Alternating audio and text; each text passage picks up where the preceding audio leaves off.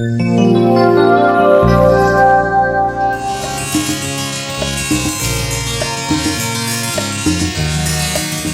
ناظرین اور مومنین، بلاہٹ خدا کا ایک انمول تحفہ ہے۔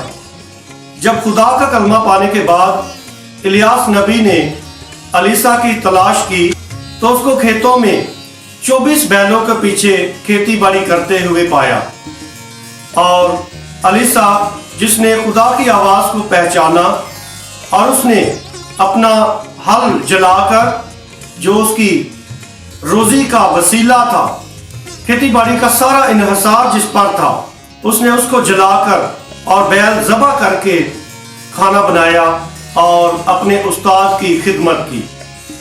یقیناً الیسا نے ہل کو جلا کر اس بات کا اظہار کیا کہ اب سے اس کی پرانی زندگی ختم ہو گئی ہے اور ایک نئی زندگی کا آغاز ہوتا ہے۔ پرانی زندگی، پرانی باتیں، پرانے کام جاتے رہے اور ایک نیا مشن شروع ہوتا ہے۔ ہل جلانے کا مقصد یہ بھی تھا، جیسے ہم کہتے ہیں کہ کشتیاں جلانا، یعنی واپسی کا کوئی راستہ نہیں ہے۔ یوں الیسا نے اپنے آپ کو مکمل طور پر خدا کے کاموں کے لیے وقف کر دیا۔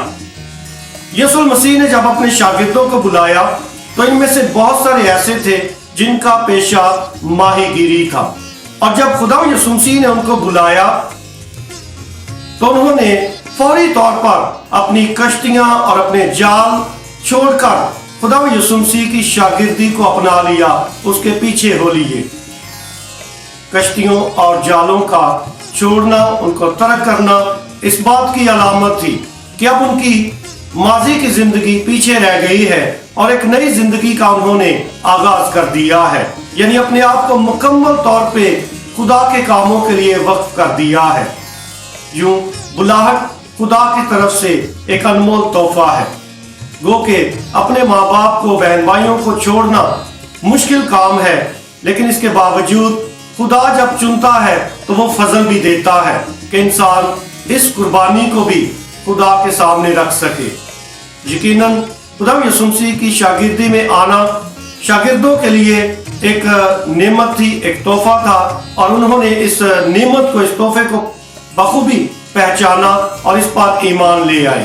اس لیے انہوں نے اپنے ماں باپ کو چھوڑا اور خدا یسوع مسیح کے پیچھے ہو لیے۔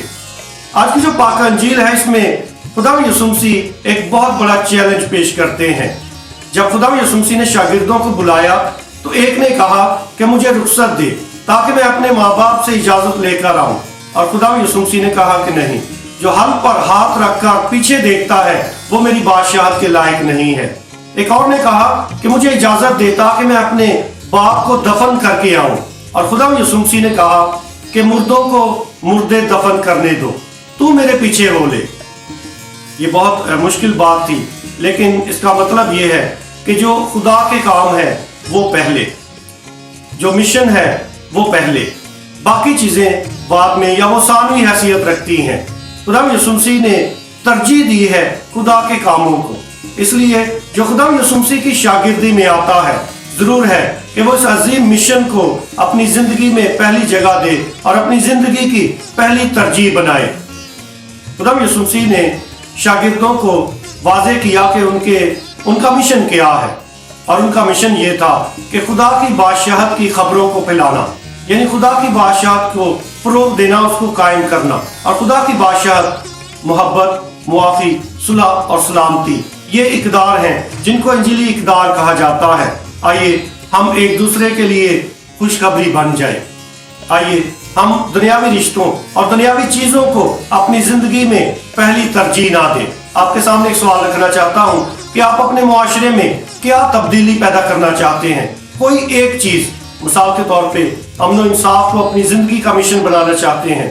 کیا غریبوں کو ان کی غربت سے نکالنا آپ کا مشن ہے؟ کیا وہ لوگ جو قید میں ہیں جھوٹے مقدمات کی وجہ سے، کیا آپ ان قیدیوں کو رہائی دلانا اپنی زندگی کا مشن سمجھتے ہیں؟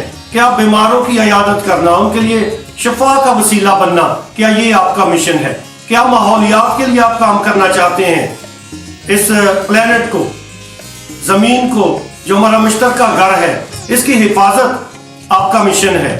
آپ معاشرے میں کوئی ایک تبدیلی जो देखना चाहते हैं, क्या उसके लिए जीने और मरने के लिए तैयार हैं? क्या ये आपकी जिंदगी का मिशन है? खुदा हमें ये फजल अता करे, ईमान की मजबूती अता करे, ताकि हम इस दुनिया में मुस्बत तब्दीली का बायस बने। खुदा हमें ऐसा करने की तौफीक दे, आमीन।